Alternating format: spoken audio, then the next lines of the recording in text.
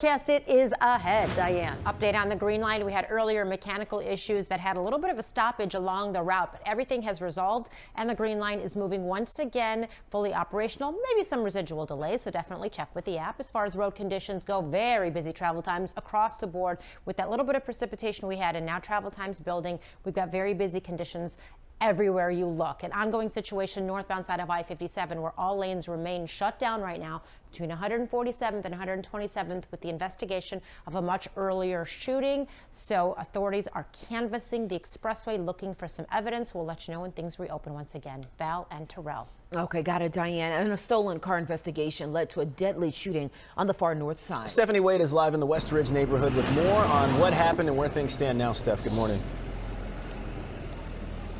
Val and Terrell, good morning. We know one man was shot and killed by Chicago police around 10:30 last night. It happened near Washtenaw and Ardmore here in the West Ridge neighborhood. Earlier, we saw a vehicle being towed away, possibly involved in the incident overnight. CPD says 20th District officers were searching a stolen sedan that was parked and empty. Police say a dark-colored sedan with two men and one woman inside then pulled up alongside it. The two men got out and tried to get in the stolen vehicle. As officers approached to investigate, police say one man ran away and the other returned to their original car. He refused to leave his vehicle and a struggle ensued, according to police. The man apparently tried to drive off, dragging the officer. That's when police say the officer shot the man, hitting the suspect in the head. He was taken to Illinois Masonic Hospital, where he later died. A woman who was also in the suspect's car was taken into custody. She was not hurt. Police say they did find two guns here at the scene. The investigative response team is now investigating this deadly use of force. The Civilian Office of Police Accountability is also investigating this morning. Of course, as we learn more, we will keep you updated. For now, reporting live in West Ridge, Stephanie Wade, ABC 7 Eyewitness News. Back to you. Okay, got it, Stephen. Today, Chicago City leaders will continue to hash out a high-stakes budget with the mayor's new head tax on the table. Christian Picos is here with the mayor's plan and the push back from aldermen this morning. Christian. Hey, good morning. Alders could present an alternative budget during today's city council meeting, though it seems unlikely at this point. They have until the end of the year to pass a budget. The alternative budget calls for a higher liquor tax, rideshare congestion fees, and a larger garbage collection fee. Mayor Brandon Johnson rejected those proposals, saying it takes aim at working Chicagoans. He's been adamant about a corporate head tax, which would now charge companies with more than 500 employees $33 per employee each month. Previously, Johnson wanted to tax companies with just 100 employees in the city at $21 per employee per month. Finance Committee Chairwoman Pat Dowell remains staunchly opposed to the head tax, while Johnson remains optimistic. I think this is the current proposal is making a bad policy even worse. Now, in terms of when we actually put it up on the board, we'll talk with our IGA team. I'm ready to go now, right? I mean, I believe that the budget that I presented was ready to go. The mayor says under the revised proposal, 175 companies in the city would be charged. Some alders say they will not let the year end without a budget agreement. If that doesn't happen, Chicago would likely be thrusted into its first ever citywide shutdown. In the studio, I'm Christian Picos, ABC 7 Eyewitness News. Christian, thank you. Chicago Alderman William Hall has said that he plans to introduce a new ordinance to address so-called teen takeovers coordinated on social media. The ordinance requires major social media platforms to cooperate with the city when posts promoting illegal teen gatherings are identified. Last month, a 14-year-old boy was shot and killed in the Loop during a big gathering. Aldermen are also expected to vote on a more than $15 million settlement for a man wrongfully convicted of murder. Robert Smith says that police tortured him into making a false confession back in the 1987 murders of his wife's mother and grandmother. He spent 33 years in prison before he was released in 2020. If the settlement is approved, it would bring the city's total of settlements this year to more than $200 million. A family is still searching for their father, who's been missing now since before Thanksgiving. Loved ones gathered at the Bar 115 Bourbon Street in Marionette Park last night. It is the last place Dan Davis was seen by his co-workers. His family has been leading daily search teams and following new tips as they come in. We've seen miracles before, and we're asking for one now. We need them back. Davis's family says he got into a car crash 2 weeks ago and refused medical care. Then he was last spotted on this surveillance video walking through Blue Island. They fear he may have a head injury. So if you have any information about his whereabouts, Chicago police would like to hear from you. A Chicago area Customs and Border Patrol agent is accused of sexually assaulting and robbing women. Federal prosecutors say the agent used his position of authority and in some cases his service weapon to attack the women. Luisa Uribe of Pingree Grove is indicted on 11 charges, including deprivation of civil rights under color of law. Prosecutors say there were 4 victims, all attacked in 2022. The alleged crimes happened in Schaumburg and Naperville. Uribe is accused of forcing the women to have sex with him and threatening them with a gun. Court documents say that he was working at O'Hare Airport when this happened. Uribe is in federal custody right now. There's a detention hearing on Monday. The Department of Homeland Security has new information on a chaotic immigration arrest in Elgin over the weekend. DHS says a man intentionally rammed an ICE officer's vehicle when they tried to stop him Saturday. Agents say the man is a suspected gang member from Venezuela. And he's also undocumented, they say. After the crash, a large crowd got together as that suspect was arrested. DHS says people threw rocks and bottles at the officers and that Elgin police refused to protect ICE officers. Elgin has not commented on the allegation. Federal agents can no longer make immigration arrests near Illinois courthouses. Governor Pritzker signed a new bill into law that bans immigration enforcement inside or within 1,000 feet of a courthouse, effective immediately. Immigration operations have been carried out at daycares, churches, schools, and hospitals in the Chicago area. Now Illinois is requiring hospitals, public universities, community colleges, and daycares to develop plans in case federal agents show up. The Department of Homeland Security calls the new law unconstitutional. This morning, President Trump is trying to reassure Americans that the U.S. economy is strong and that his economic policies are working. But a new poll shows most Americans don't see it that way. ABC's Nicole D'Antonio was watching this in Washington this morning. The rising cost of living remains the #1 concern for voters, and now the president is shifting the blame to Democrats while touting his own economic policies. This morning, President Trump confronting the #1 concern for voters, the rising cost of living. At a campaign-style rally in Pennsylvania, the president focusing on the economy, quick to blame the Biden administration for high prices, even though he's now been in office for almost a year. And I have no higher priority than making America affordable again. That's what we're going to do. And again, they caused the high prices and we're bringing them down. It's a simple message. The president acknowledging he won the election in large part because he promised to bring prices down on day one. But he now calls the issue of affordability a, quote, Democrat hoax. They say, oh, he doesn't realize prices are high. Prices are coming down very substantially. But they have a new word. You know, they always have a hoax. The new word is affordability. The latest Reuters Ipsos poll shows 56% of voters disapprove of how the president is handling the cost of living, with just 31% approving. The price of groceries is up from a year ago, including products impacted by Trump's tariffs. Coffee is up 41%, sirloin steak 20%, frozen orange juice 12%, and bananas now cost nearly 9% more. His policies haven't helped. Tariffs and all kinds of trade distortions have caused prices to go up. The lieutenant governor of Pennsylvania says Trump can't deny reality. Both Democrats and Republicans have agreed that the Trump economic policies have been failing Pennsylvanians and been failing Americans. In addition to high consumer prices, government data shows that job growth has slowed during Trump's second term, and unemployment has risen to its highest level in 4 years. Val Terrell. Nicole D'Antonio this morning. Nicole, thank you. Today we'll find out if people will be paying higher fees next year for Park District programs. It's part of the proposed budget that the Park District's Board of Commissioners will be voting on this morning. There's also a property tax adjustment. The average homeowner will see an increase of about $2.60 a year. Also included is expanding funding for teen programming. Today, the Cook County assessor will call for relief for homeowners facing massive surges in their property tax bill. Fritz Kagi is also expected to urge taxpayers to claim any exemptions available. Kagi blames the Board of Review for the staggering hikes, while the board blames Kagi for not accurately assessing properties.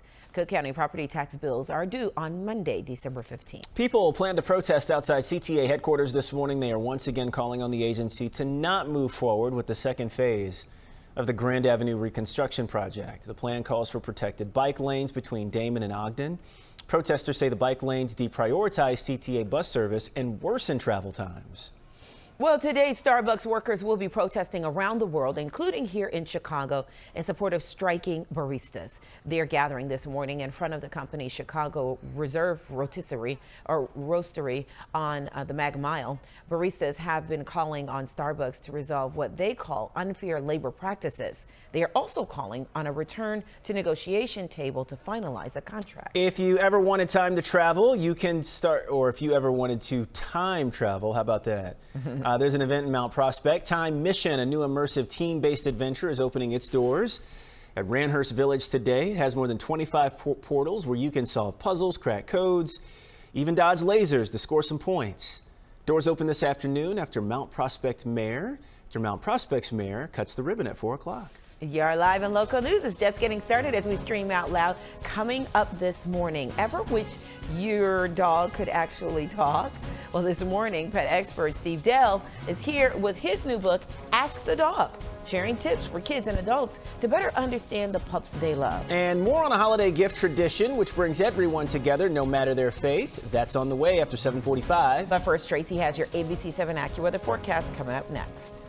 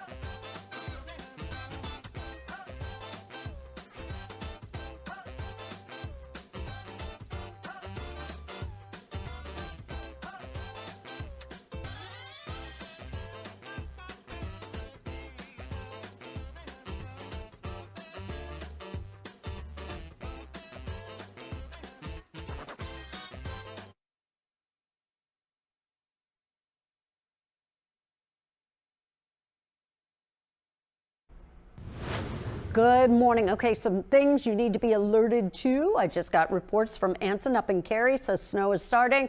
31 in Woodstock, 35 degrees right now at O'Hare, 37 degrees currently in Gary. It is windy this morning, so that's already making our falling temperatures feel colder.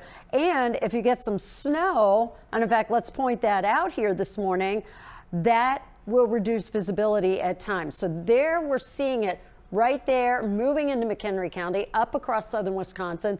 This is continuing to push southward, more so across our area. So this is going to be something we're going to be dealing with here throughout a good chunk of the morning. At O'Hare right now, it is still rain being reported. 35 degrees. We have gusty winds around the area, making it feel certainly colder. Those temperatures today, we've already hit our high for the day. They'll continue to fall. We'll be in the 20s this afternoon. But just be careful this morning as that snow kind of gets underway. May cause, the winds may cause it to be blown around, reducing visibility at times. Diane? All right, let's start off with a couple of crashes off of the expressways. The first one out in Lake County in Wadsworth at Route 173 and US 41. So a heads up if you are in that area. Out in Wheaton, Naperville, and Butterfield, major intersection there. We've got a crash there causing some significant delays. Speaking of delays, a look at the big picture. And we are pretty busy all over the place. Nearing an hour in both directions on the Kennedy. Not quite an hour yet, about 45 to 55 minutes, but it's getting up there. And on the Eisenhower Stevenson, very busy. So is the Ryan, and the tollways, the tri-state through the construction zone, very busy as well. Ongoing situation on the northbound side of I-57, where we have a complete closure of all lanes between 147th and 127th with the investigation of an earlier shooting. I advised you to take the Bishop Ward instead. A lot of you are listening. We are seeing massive delays on the Bishop Ward as folks are trying to avoid, Tracy, the northbound side of I-57. Back to you. All right, Diane, thanks so much. So this morning, look at this. We are learning how to ask the dog, even though your pup can't actually talk. So longtime pet expert and friend and certified animal behavior consultant Steve Dale is here. You wrote a book, a kid's book, really, but adults can learn a lot from this. Absolutely, and I've written several books. I don't know. I've contributed, I think this is 16 or something like that. So why this one? Because dog bite, and thank you for the question. And first of all, you're here, so I love being here because I love you. Thank you. She is, by the way, everything she seems. You're wonderful. And you care about animals so much. I do. And there are more dogs and cats in homes than ever before. Dog bite numbers are at an all-time high. What? And I worry about this. And there are many reasons for that. Okay. But one of those reasons is we're not reading dogs correctly. Dogs are always communicating with us, and we're not always paying attention or understanding. Give me an example of a communication. And this is how this whole idea came to me. I'm walking down the street. I'm with our then elderly, older, small dog. She's just sniffing at the grass. There's another dog nearby. The woman with that other dog looks up at me and says, "Don't you want to pet my dog?" And I say, "Well, no."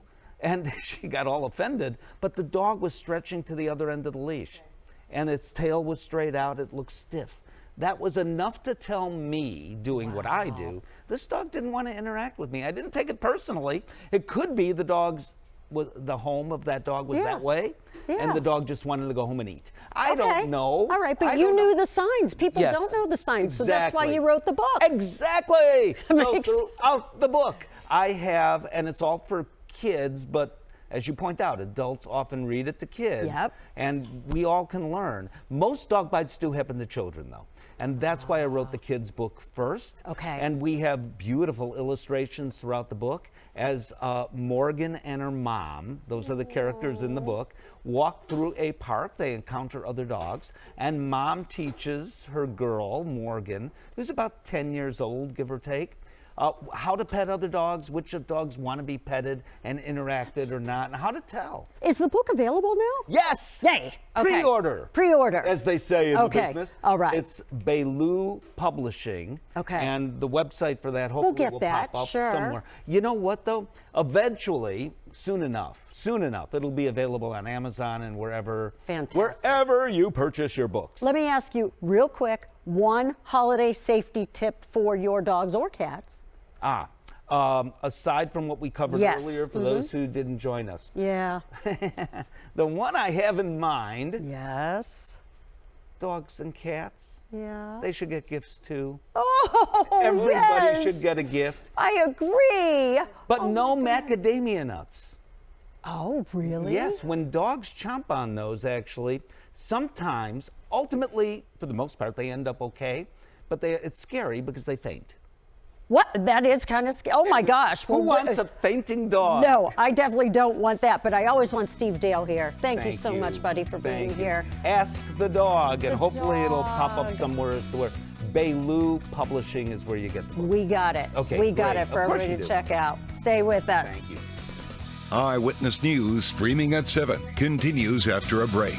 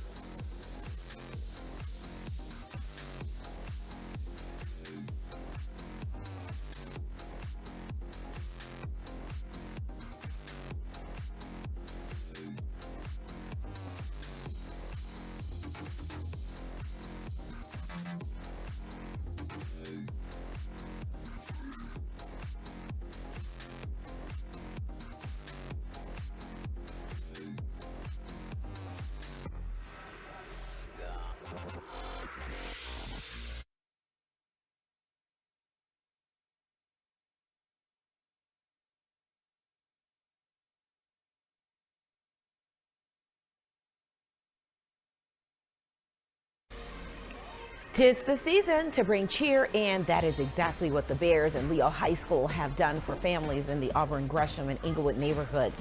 Last night, the Bears hosted a holiday gathering complete with food, gifts, and of course, a visit from Santa. It was all done at Leo High School. The school and the Bears have partnered for nearly 10 years for this particular holiday event. Nice. It's cool, right? Yeah, very. And right now, we're going to join our Good Morning America viewers. Tanya Babbage will have a news update on TV in just a bit, and you'll see that here as well. And when we come back this morning, a big honor for Jose Sanders, the prestigious recognition coming his way.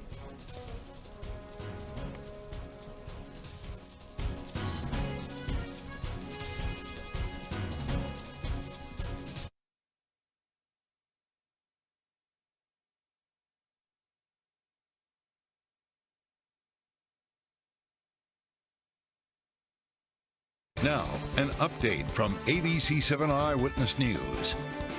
Good morning. It is 7:23. I'm Tanya Babbage. We are waiting to learn the name of the man killed by Chicago police. The shooting happened during an investigation into a stolen car near Washtenaw and Ardmore. That's in the West Ridge neighborhood. Police say an officer and a man were involved in a struggle when the man tried to drive away and drag the officer, and that's when the officer fired his gun. The man was hit in the head. He died at the hospital. The officer was also injured, but is going to be okay. The Civilian Office of Police Accountability, or COPA, is investigating, and we'll have more on this on Eyewitness News at 11 o'clock. For now, let's get a weather update with Tracy. Hi there, Tanya. Good morning. Well, I'm getting confirmation from some of the some folks up in the northern suburbs that the snow has begun. Currently, though, it's Cary. It's over toward Marengo, where we are getting reports of that snow, even just starting to nudge its way down to Elgin. Here in the city and south, we're still getting a kind of a cold rain. 36 at Midway. The winds are really whipping up already. 33 in Waukegan, 30 degrees in Woodstock, 37 right now in Gary. Now, hopefully the rain didn't wash a lot of the salt away because we will have some snow here throughout much of the morning, even into early this afternoon in Indiana. We'll take a break. Diane after this. If you want total health care from a provider you trust, Hi, Blair. right in the palm of your hand, if you want soup, sweatpants, and zero in-person contact, if you want wellness wherever, our virtual primary care delivers with great website manner. No worries. So choose your doctor from our profiles and enjoy the healthiest online relationship you've ever had. House calls have evolved. Advocate Healthcare.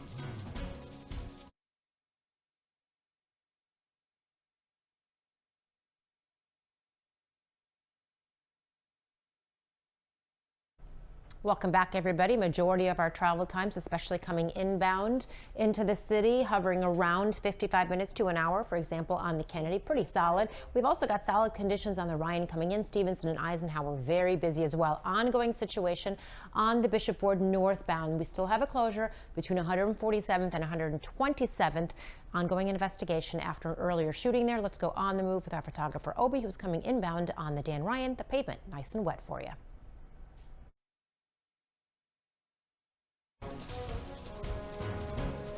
Welcome back, streamers. Time now 7:27 in the morning. Man, this is what it looks like outside, and you're going to see and feel all the weather changes Tracy's been talking about all morning long, and she'll fill you in just in case you missed it coming up in just a bit. It's coming up. All right, Santa may still be on his way, but some children had a very special visitor this week. But some kids did get to see a special guest at story time. All right, everybody say cheese. All right. Former President Barack Obama read to children at the Bessie Coleman Library branch. After that, all 27 students got a free book and a winter hat and gloves to take on home. It was a good time. Big shout out to our friend and colleague Jose Sanders. There he is right there, being inducted into the National Association of Black Journalists Chicago Chapter Hall of Fame.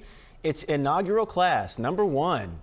Jose is being honored for his extraordinary impact on Chicago journalism and his decades of service to the NABJ community. Been a trailblazer. Still doing it, too. He's All right. Congrats, Jose. All right, coming up this morning, streaming at 7. Florist is reflecting on being named a Hero of the Year. More on the man growing more than flowers. He's growing opportunities and putting Englewood on the national stage. Also this morning, looking for a holiday tradition that brings everyone together. We've got ideas to make this season extra special.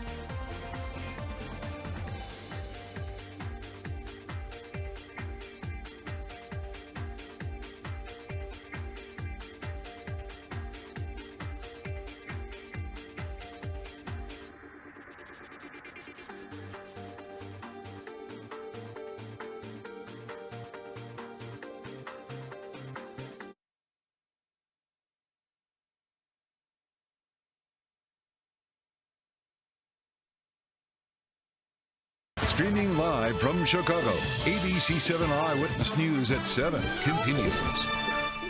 Good morning. Welcome back, everybody. It is a Wednesday, December 10th. Look at that. Yep, got the clouds, got the gray skies. A December day, Tracy. It is a December day. It's really windy out there. We're getting confirmation of some snow in the area this morning. And there you see, we've had rain much of the overnight period, but those temperatures are starting to fall.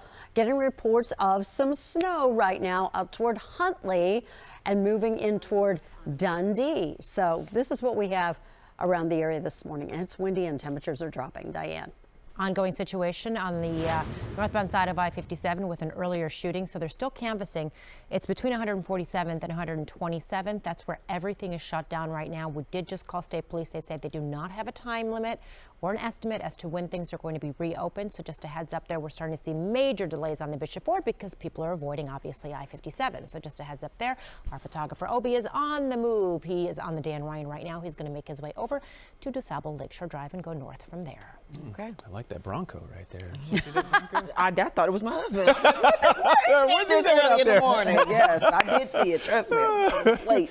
Oh, when I get to what we're talking about this morning, I'm going to start with a global experiment right now that is going on in parenting and online safety. Australia has officially cut off social media access for anyone under the age of 16. A first of its kind ban drawing worldwide attention. ABC's Hannah Bata explains the sweeping new restrictions and why they're sparking fierce debate. This morning, kids across Australia are locked out of their social media accounts as a first of its kind law takes effect. Children under 16 are now banned from having accounts on major social media platforms, including Facebook, Instagram, TikTok, and YouTube. This reform will change lives for Australian kids and allowing them to just have their childhood. For Australian parents, enabling them to have greater peace of mind. But not all young Australians agree. We will be completely silenced and cut off from our country and the rest of the world with this ban. Social media companies are also pushing back, saying the ban is misguided and could make kids less safe. Meta saying, we've consistently raised concerns that this poorly developed law could push teens to less regulated platforms or apps. Many of these apps do not offer the same safety features, such as teen accounts, which we have spent years developing. Companies like Meta face hefty fines if they fail to enforce the age restrictions. Australia's government says the ban will protect young people's mental health, citing research linking heavy social media use to bullying and body image issues. Some experts say the law will shield kids from these harms and force platforms to adopt stronger protections. Others insist a blanket ban is not the solution. You're removing them from the digital information era. You're removing them from the idea of being from political speech. You're removing them from access to information that could be supplemental to what they're learning in education. Hannah Battah, ABC News, New York. Okay, so let's chat about cookies right now. It looks like Illinois has a sweet tooth for classic chocolate cookies this year, while our neighbors in Indiana are keeping things festive and gluten-free. That is according to a new analysis from Word Unscrambler Pro, which dug deep into Google search trending from December 1st through yesterday. Yeah, so they sifted through what Americans are looking up in their kitchens. And Christmas cookies are trending big. Nationwide gingerbread tops the list with more than 218,000 searches, right? Probably, Okay, yeah. got you. Okay. Italian Christmas cookies, sugar cookies, and shortbread round out the top 5. A spokesperson says the cookie boom happens every December as families try new recipes, revive old ones, and pass traditions down one batch at a time. Shortbread me, please. Gosh, I don't know. Isn't shortbread sugar? Yeah, right? I mean, essentially, Yeah, like they're cousins. Yeah. They got to be cousins, right? I like all of them on that list. I'd grab like every one of gingerbread them. You don't like gingerbread? No, me either. Really? Oh. So like the gingerbread houses, did you guys like build them and then eat them? You guys didn't? No. We didn't even build them. What? Did you? Yeah, oh God, yeah. That was a big thing to build Wow. gingerbread houses when I was a kid growing up. Really? I can build them, but I'm not You going to cannot eat it. eat? I eat the candy before it got onto the gingerbread. Oh, that's right. Right. It's that like sweet cinnamony. You know what? Maybe a little bit, but that's it. Mm-hmm. Like just to get the holiday taste, but that's it. Well, I bake my grandmother's sugar cookie recipe every year. I'm sorry, you do what? Oh, you bake. I'm Yes, sorry, what? I do bake my grandmother's sugar cookie recipe. How long have we known each other? 14 years. Right. How is it? How And do I we use not her know? old-fashioned cookie cutters Wait. and stuff. I'm sorry, cool. Terrell, have you had one of those cookies? No. Val, have you had one? It's because my parents make me Send them. bundle them up. Okay, but And you send can't them save all that way? 3 cookies. You can't gotta be give. some You can't scraps. save 3 cookies. 4 cookies. Look, here we go. I'm just saying. Ask Dave. Ask Dave You Butler. were one for the kitchen. I thought we were sisters. I thought we were like our relationship right now. Stab me in the heart. I'm afraid. I'm not a good cook. Oh, come on. Oh, you're afraid you'll mess up our batch? Yeah, they're not. if you've been doing they're it not every year. beautifully decorated. Who cares? We're gonna eat them. You. We're gonna love them. Okay. That's my Christmas request. Okay. All right. No, I got you something else already. Put a cookie on top of it. We're back in 90 seconds. You guys and your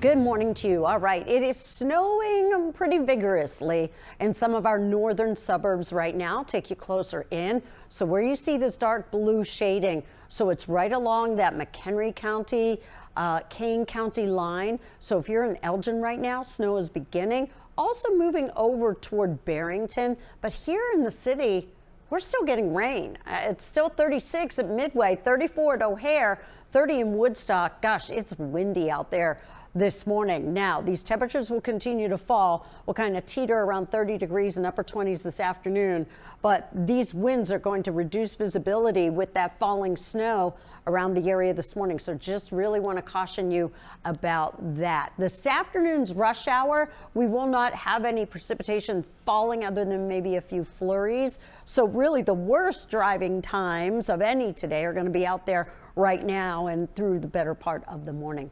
Colder air, it's going to make its presence known, especially over the weekend. Diane. Starting off with some suburban crashes. The first one out in North Chicago, Lewis Avenue and MLK Drive heads up there. The next one is in Wakanda, Fairfield Road and Route 176. Now, a quick look at the big picture just to remind you that we've got very high travel times across the board, and they're really progressively getting worse, especially the Bishop Ward, because a lot of people are avoiding I-57 because of this closure after a shooting. It's northbound, the closure, all lanes blocked between 147th and 127th. So to avoid that, obviously, you take the Bishop Ward, and that's where we're seeing those pretty significant delays all the way down back to I-80-94. So just a heads up, we're seeing very busy conditions out there, obviously, with that rain, too.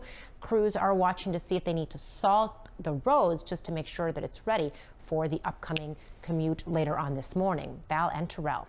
All right, got it, Diane. Now to news from the South Side. One local florist is turning vacant lots into opportunities. Yeah, Leah Hope spoke with Keelan Blackwell of Southside Blooms, who has just been named CNN's Hero of the Year, and it's making Chicago proud. Heroes walk among us, and most recently, some local heroes got global attention for what they have been growing in Englewood.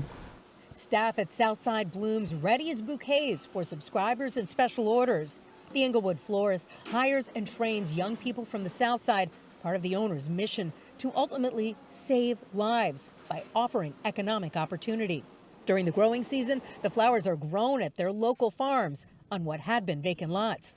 Over the weekend, owners Keelan and Hannah Blackwell got a surprise. The 2025 CNN Hero of the Year is Keelan Blackwell. I was thoroughly shocked on stage. I didn't think we would stand a chance, but you know, the hood rallied, and you know, here we are. So. In 11 years, their organization has offered education and jobs to hundreds of young people. I feel like this is a big win for Chicago, a big win for the inner city in general. You know, this of course it's very, very affirming of our model because it is a little bit outside the box. This is really about preserving life and creating jobs for our young people. Especially as youth, have a job right after school. You don't have to be outside. You know, you get a little pay. You could pay for stuff. You know, like it's real good. The Blackwells' big news locally is that they are expanding to the west side.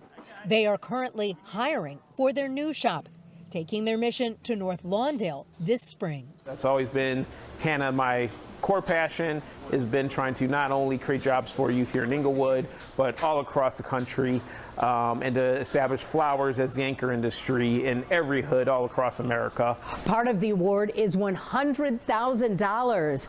Per the Blackwells' mission, they plan to put that money into buying more vacant lots, growing more flowers, and providing more economic opportunities. In Englewood, Leah Hope, ABC 7 Eyewitness News.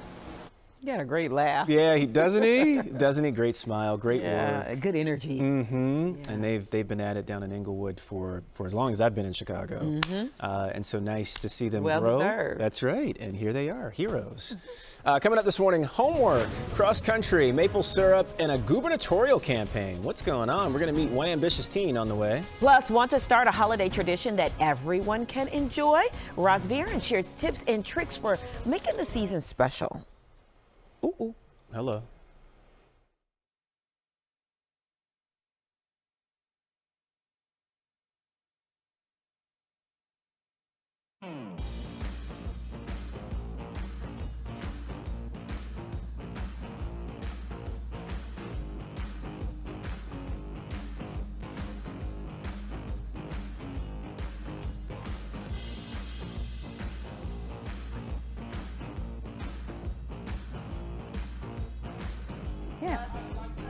Mic check, 1, 2, 3, 4, 5. 5, 4, 3, 2, 1. Check, check, check, check, check.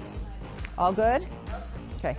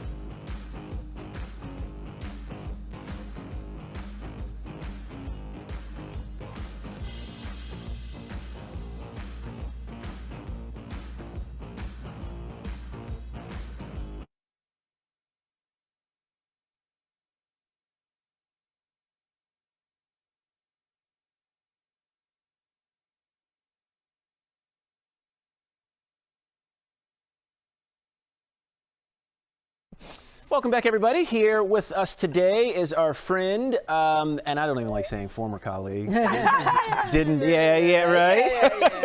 Retired and back again. Roz Varon is here to talk holiday traditions. Yes, Roz has a unique way of celebrating this season, and we're so lucky she came out of retirement one night only. No, we'll have you back. I'll be back. I'll be back. Okay, how's it going? Okay. Yeah? Okay. Yeah. I mean, as well as can be expected. Right. One step at a time. One day at a time, I'm sure. But doing something like this brings me joy. Okay, so what is this?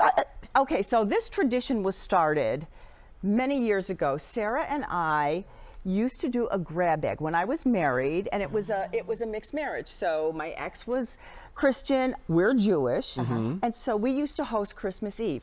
And the people who celebrated Christmas would go home with a gift. Oh, that's cool. But then my family got nothing. So, because unless Hanukkah was that night. Right. So I thought, I'm going to do a grab bag, and I will buy little gifts that are non-gender specific, not real expensive, and then do a grab bag, and everybody gets to pick a gift. And so some of them would be gag gifts, some of them would be real gifts, some of them would be, you know, whatever. So I asked my sister if I could do this at her Hanukkah dinner this year, and she said absolutely. Oh, cool. So every one of the gifts that I picked all have a connection to Sarah. Oh, okay, walk us through it. Yeah. Okay, so I'm going to start over here. This little neon ice cream light was the first thing I saw over the summer. And it was like, I was at, I don't know, Nordstrom Rack or one of those stores. Right. And it was in the checkout line, and I was like, oh my gosh, Sarah would love that. And I thought, that's when it dawned on me, I should do this. So that was the first one. I bought a Lego kit because she loved Legos. I've got... Are those Lego flowers? Yes. Oh, that's cool. Yes. Oh, wow. Then we've got Mad Libs because that was something she always loved. I used to love Mad Libs. They're still so much fun. This one is just a silly gift, you know, things, what is it, you know, learn a lot while you sit on the pot. I need that for the 2 men in my house. That's right. Instead of their phones. The cat puzzle, because Sarah obviously was a cat person. Amaryllis. Amaryllis. The amaryllis bulbs I got because that was the last birthday gift that Sarah got for me. It was a garden, a plant that had amaryllis in it. Wow. And, that's a nice one. Let's see, we've got some other things in front of that. Some drinks. The coasters. Oh, the coasters. The coasters are funny because it's like one of them says Hooters and it's got owls. There's one that there's one that says Peckers and it's got, you know, I do like that. Peckers. Oh, Cox. Cox, of course. Yes, chickens. right. Tarts. Yeah, those are good ones. Oh, these are really cute. Yeah. I know she would think that is hilarious. Okay, so that one is a charger. That is a functional gift. And it's got charging, it's got USB, USB-C ports. Need that. I just brought a bunch of little dreidels to play with. Take a look at the oven mitts. Oh, yes. Parsley, sage, rosemary, and bleep off. Little tape. I see how there's. I taped it. out. I taped it. And the other one says, there is weed in this food. you see what I mean? There's Gifts for everyone. Everybody, that's right, Yeah, that exactly. just I think Diane scarfed that one. So I mean, there's Andrew liked to cook. Yeah. a little charger over here, which is really slim, and it works with Android and iPhone. And then this toolkit is really awesome.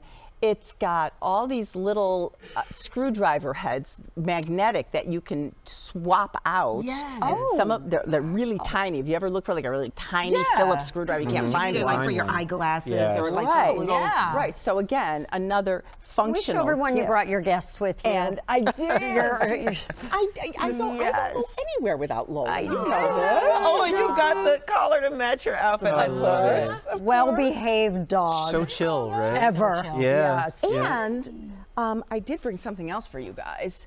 What did you? you Of course you Goodness. did. It wouldn't Wait, be I me smell something. Is it something you? Oh my gosh! Are you is- serious? Can you see that, Mike? There we we go. need a knife. Oh. It is an apple cider donut bun cake. Gosh. Oh yes, you did. Let me go get a knife real quick. Right? Exactly. And some plates. Okay, I got you. Yeah. I don't want gosh. to disappoint you. Happy I brought holidays a knife. to you. I mean, my goodness. Wow.